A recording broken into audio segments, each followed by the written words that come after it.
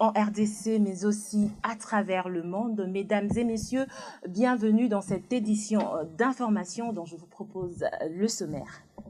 Le Premier ministre poursuit sa mission à l'est de la République démocratique du Congo. Jean-Michel Sama Lukonde est arrivé ce mercredi 13 avril à Bunia, chef-lieu de la province de l'Ituri. Cela après son séjour à Goma, dans la province du Nord Kivu. La mission du chef du gouvernement s'inscrit dans le cadre de l'évaluation de l'état des sièges décrété par le président de la République. Le président de la Commission électorale nationale indépendante, CENI, a déposé ce mardi 12 avril 2022 le rapport annuel des activités de son institution allant du 31 avril 2021 au 31 mars 2022 au bureau de l'Assemblée nationale. Ce rapport sera examiné dans quelques jours par l'Assemblée dans une plénière. Ouvrant ce journal à la CENI, le président Denis Kadima, accompagné de membres de son bureau, a déposé le rapport annuel de son institution au bureau de l'Assemblée nationale. Au sortir de la rencontre, Denis Kadima a souligné que la CENI a la volonté d'organiser les élections. Suivez.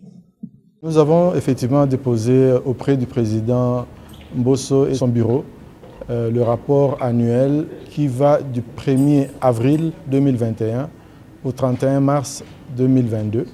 Et en fait, si nous présentons un rapport sur une durée plus longue que notre propre séjour à la CENI, c'est lié au fait qu'il y a la continuité du service. L'équipe qui est partie a travaillé durant la plus grande partie de cette période de notre rapport. Et nous, on est venus à la fin du mois d'octobre jusqu'au 31 mars. C'est ainsi que vous avez un rapport. Ça se fait selon le principe de la continuité du service. Ce que vous pouvez retenir, c'est que nous faisons une description des activités menées et une analyse des résultats obtenus. Évidemment, en expliquant le contexte dans lequel nous avons travaillé et le contexte général du pays sur le plan politique, sur le plan électoral. Nous touchons aussi à ça. Et bien sûr, nous fondons aussi la chose sur notre stratégie, une stratégie que nous avons mise en place aussitôt que nous avons commencé, qui décrit notre vision, nos valeurs, les axes stratégiques, etc. Donc c'est plus ou moins ça, mais évidemment, le rapport devra être lu par l'Assemblée nationale. Donc je ne peux pas aller plus en détail que cela. La CENI a l'ambition d'organiser des élections de bonne qualité, et à temps, c'est-à-dire selon les délais constitutionnels. Nous n'allons pas le faire dans la précipitation, mais en fait nous travaillons au-delà des heures normales de travail. Je peux vous dire que même ce week-end, nous avons travaillé aussi bien samedi que dimanche. Donc ce n'est pas la précipitation, mais c'est plutôt l'assiduité qui caractérise notre travail, en dépit du fait que nous avons été, cette CENI a été mise en place avec 28 mois de retard. Et alors nous travaillons d'arrache-pied pour que les élections aient lieu à temps et des élections crédibles. À la population, c'est ce que j'ai dit, je les encourage, j'encourage notre population à s'approprier ce processus électoral parce que la CENI, à elle seule, n'aurait même pas besoin d'organiser des élections. Nous voulons que notre population vienne participer à toutes les étapes du processus électoral. Bientôt, là, nous allons commencer l'inscription des électeurs. Il faudra que l'électorat vienne s'inscrire et évidemment, on aura d'autres étapes, campagne électorale, les scrutins eux-mêmes. Donc tout ce que nous demandons à notre population, de s'approprier ce processus parce que ce processus n'a de sens que si notre peuple y participe. Autre chose, le Premier ministre Jean-Michel Sama Lukonde est arrivé ce mercredi 13 avril 2022 à Bunia, chef-lieu de la province de l'Ituri. Cela après son séjour à Goma dans la province du Nord Kivu. La mission du chef du gouvernement s'inscrit dans le cadre de l'évaluation de l'état de siège décrété depuis mai 2021 dans cette partie de la République démocratique du Congo par le chef de l'État Félix Tshisekedi. L'objectif est d'éradiquer tous les groupes armés pour y ramener la paix et la sécurité. De votre réunion de tout à l'heure. En tout cas, on peut retenir que nous avons, nous, en tant que gouverneurs, parce que vous savez, la différence de l'armée, la gestion de la chose publique nous demande de rendre compte. Et donc nous avons rendu compte sur les réalisations que nous avons faites depuis les 11 mois où nous sommes ici. Et nous avons donc exposé devant le Premier ministre avec les députés ainsi que notre hiérarchie Et je pense qu'ils ont quand même vu le travail. Et là, qu'est-ce que la population peut compter sur cet état des sièges? Ah, beaucoup, hein. Je crois que la chance qu'on a eue, c'est que ce n'est pas 15 jours, c'est 11 mois. Ils ont vu le résultat. En 11 mois, même notre hiérarchie, même le Premier ministre, ils ont vu ce que nous avons fait. Vous pouvez demander, je ne pense pas qu'avant, on avait un tel résultat. Le résultat est palpable et c'est ce qui est une bonne chose. 11 mois et on peut voir, on peut effectivement évaluer. Merci, mon général. Merci, merci. Et d'un autre côté, le président du Sénat, Modeste Bahati, a échangé avec la directrice de la Banque centrale du Congo, Marie-France Kabedi Malangou. Il était question de parler sur l'économie de la République démocratique du Congo. Nous avons eu des discussions sur des questions d'actualité, sur l'état de notre économie, sur les perspectives économiques, sur les questions du jour, comme vous savez. Il y a un intérêt de part et d'autre sur l'impact de ce qui se passe aujourd'hui à l'économie internationale pour notre économie et sur les politiques que ceux qui ont la charge de politique doivent mettre en place pour l'intérêt de la population, pour l'intérêt des épargnants en ce qui concerne la Banque centrale, pour la protection de l'épargne publique. Et donc tous ces sujets ont été discutés avec l'honorable président.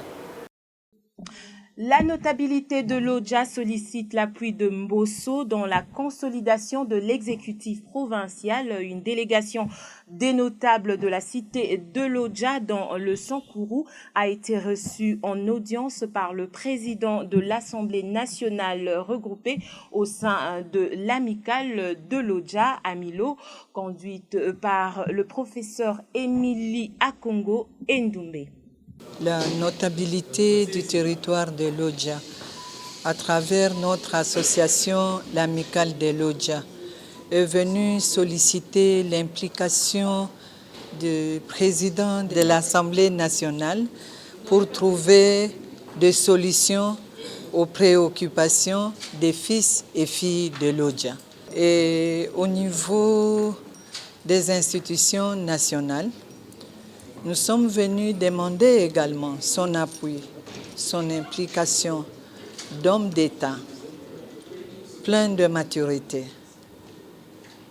du président de l'Assemblée nationale, pour pouvoir intervenir et jouer son rôle pour résoudre quand même, s'il faut que je le dise, des motions à répétition adressé à l'un d'entre nous qui représente les territoires de l'OJA. Donc, dans le gouvernement de l'Union sacrée de la nation, un poste est revenu au territoire de l'OJA. Mais nous voyons que ce poste est en danger et nous sommes venus lui dire de pouvoir se concerter ou appuyer, comme je peux le dire, notre ministre qui a reçu et qui continue à recevoir des questions orales avec débat, des motions de défiance. Et la notabilité de l'OJA a pensé qu'il pouvait venir parce que nous ne pouvons pas, nous n'avons pas les mandats de nous présenter devant les députés. Et lui, en tant que responsable, nous sommes venus le voir. Mais cela n'exclut pas une démarche de la notabilité. Le ministre a le droit de redevabilité et il doit répondre aux préoccupations des députés. Et en suivant la télévision, je pense qu'il a répondu aux préoccupations des députés. Et pour le moment, il a reçu des recommandations.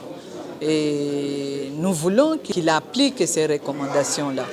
Donc nous ne demandons pas au président d'intervenir comme tel.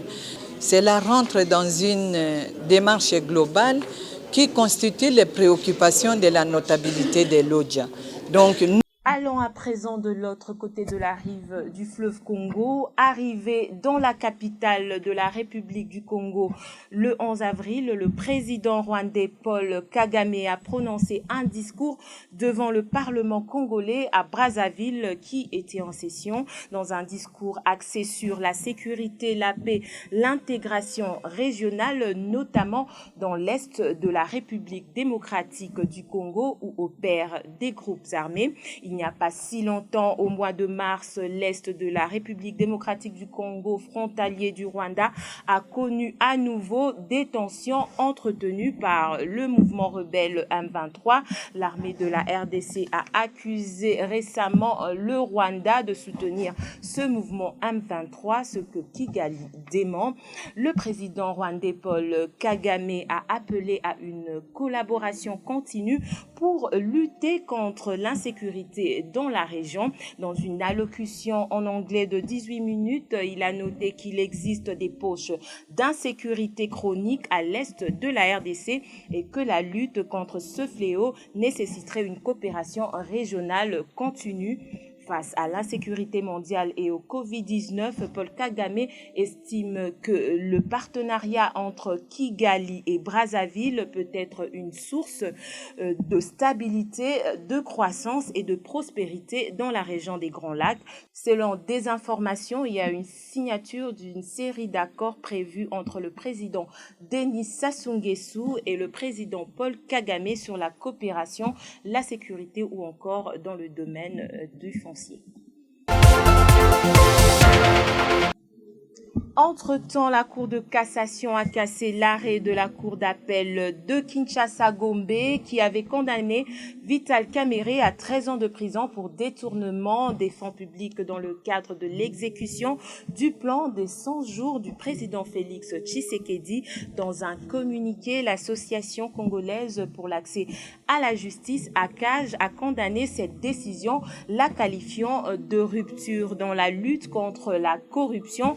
La Cour de cassation a fondé sa décision sur une violation de l'article 104 alinéa 3 du Code de procédure pénale qui prescrit l'importance de la citation à prévenu en cas de recours du ministère de la Justice ou si les faits sont passibles de la peine de mort. La Cour de cassation a perdu de vue que M. Vital Kamerhe avait été condamné à la peine maximale par le tribunal de grandes instances de Kinshasa-Gombe, soit à 20 ans de travaux forcés d'une part et que le ministère public n'ayant pas été en appel d'autre part, M. Vital Kamerhe ne courait aucun risque que sa situation s'empire. La notification de la date d'audience avait suffi, comme les juges de la Cour d'appel de Kinshasa-Gombe l'avaient apprécié et tranché, a expliqué Georges Kapiamba, le coordinateur de cette organisation de la société civile. L'affaire a été renvoyée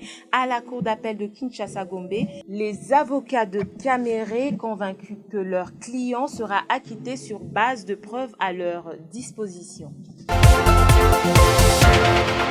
Augustin Kabouya, le secrétaire général de l'Union pour la démocratie et le progrès social UDPS, a reçu le collectif des présidents de cellules ainsi que tous les représentants de cellules de Kinshasa le 12 avril 2022 pour assurer la continuité du parti à Limete en présence de toutes les représentations cellulaires de 4 arrondissements de la ville-province de Kinshasa qui ont répondu à l'appel du secrétaire général Augustin Kabouya. Cette affaire de communicants de l'UDPS a pris fin, a fait savoir le secrétaire général Augustin Kabouya, une décision appuyée par l'ensemble des présidents de cellules de Kinshasa. Chaque parti est responsable de son propre recrutement, a ajouté le CG Kabouya. Autre chose à présent, en marge de la journée d'échange citoyen entre l'inspection générale des finances et les professionnels des médias ce 12 avril à Kinshasa, le chef de service de cette institution de surveillance financière avait su mettre un terme à la prédation qui avait affecté près de 20 entreprises du portefeuille ainsi que la sortie de plus de 30 agents publics de l'État nuisibles.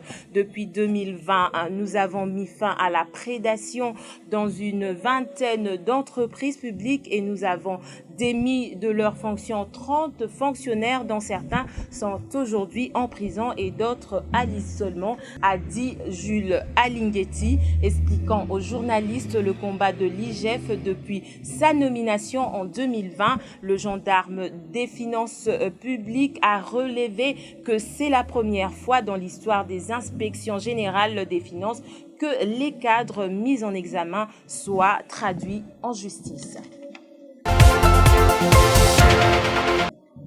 Le député national Didier Kabampele a fait une ronde pour s'assurer de l'état de certaines infrastructures construites par ses propres frais. Sur place pour venir en aide à cette population, l'élu de Kinshasa a annoncé le début de certains travaux de lutte anti-érosif dans quelques coins de la ville. Suivez. Bien que préoccupé par la session en cours au Parlement, l'honorable Didier Kabampele ne ménage aucun effort pour accomplir d'autres tâches liées à son électorat. Ici, entre les quartiers Biela et Mabida, dans la commune de Kimbanseke, il revient sur ses pas avec des agents de l'OVD pour procéder à des travaux de modernisation du pont construit à ses frais lors de la campagne électorale de 2018. Au quartier Mokali, l'élu de la Tchangou annonce le démarrage des travaux contre les têtes d'érosion qui ont emporté une grande partie des terres et avance à grands pas vers des habitations. Une nouvelle bien accueillie par la population. Dans son parcours, l'honorable Didier Kabampele, sollicité pour la réhabilitation d'une passerelle reliant deux cités du quartier Mokali, met à disposition une somme pour cette tâche. À l'entrée de Bolongué, avenue stratégique qui mène vers l'hôpital Roi-Baudouin et permet l'accès aux camions en provenance des provinces de Kwango et Kwilu vers le marché de la Liberté, il promet le déblayage à la grande satisfaction de la population de ce coin. En conclusion de cette descente dans différents quartiers du district de la Tchangou, preuve de son attachement et de son dévouement pour le bien-être social de ses électeurs, le député national Didier Kabampele a remis un lot important de vivres et de non-vivres à des jeunes désœuvrés. Et nous sommes venus aujourd'hui pour clôturer le mois de janvier, pour donner quand même un sourire à ces enfants qui sont abandonnés à eux-mêmes, donner un peu de riz, un peu de poulet à tous ces enfants que tu vois là-bas. Ce sont des enfants désœuvrés qui nous encadrent ici à Tchangou. Ils représentent toutes les 4 communes, Kimbaseke, Ndjili, Maluku, Ntsele. Donc ce n'est pas la première fois et ce n'est pas la dernière fois. Nous sommes avec eux, ce sont mes électeurs. C'est un problème de passion pour les gens qui m'ont élu. Chômage à Kananga, les cadres de l'UDPS Kananga supplient le président Fachi de leur donner du travail car ils ne se retrouvent pas. Ils interdisent les conseillers du chef de l'État à ne pas mettre les pieds à Kananga. Monsieur le Président, en tout cas, Tolingo Mingi, nous souffrons toujours. Nous les combattants qui ont souffert, mais nous vous accompagnons puisque c'est notre pouvoir à nous. Votre échec, c'est notre échec. Mais qu'est-ce que vous n'avez pas fait? Vous avez envoyé beaucoup d'argent pour cette province ici. Cette fois-ci, Monsieur le Président, il faut nous intéresser aussi. C'est nous, vos témoins ici. C'est nous qui peuvent vous donner quand même l'assurance. Ce n'est pas tout ce monde ici. La territoriale de totalité. La miose de totalité. Ce sont les autres là avec de mauvaises habitudes qui dirigent toujours la province, qui continuent à faire. Et demain, ça sera la charge de l'UDPS. Monsieur le Président de la République, faites-moi confiance. Vous me connaissez très bien. Notre façon de travailler. Nous ne pouvons pas, tout ce que vous êtes en train de faire, on est en train de balayer ça. Nous n'accepterons jamais, puisque c'est l'UDPS qui sera jugé. Je vous dis, je vous mets en garde, vous les conseillers. Si vous voyez bon bébé, mais cette fois-ci, conseiller ou président, ça peut pas avec des grimaces, il aura vraiment son sort ici sur le terrain. Vous vous prenez de qui? Vous voulez blaguer avec qui? Fini cette histoire ici, fini. Bye. Dossier santé à présent pour clore ce journal. La réunion politique et technique des concertations et de mobilisation en appui à la lutte contre le VIH-Sida s'est achevée le mercredi 13 avril 2022 à Nairobi au Kenya. Après 3 jours de travail, ces aides importantes ont permis aux participants de mener des évaluations objectives et réalistes, notamment sur des problèmes stratégiques soulevés dans leur contexte particulier afin d'améliorer les efforts d'intervention VIH-Sida. Dans son discours de clôture, le docteur Jean-Jacques Bungani Mbanda, ministre de Santé publique, de l'Hygiène et de la Prévention de la République démocratique du Congo, a félicité les participants et les partenaires pour leur engagement et leur participation à l'amélioration de la qualité des données et des performances. Nous voici donc arrivés à la fin de cette édition d'information. Merci à Thierry Batondoko et Sabi Moulumba qui l'ont réalisé et merci à James Mouchia qui l'a coordonné. Portez-vous bien.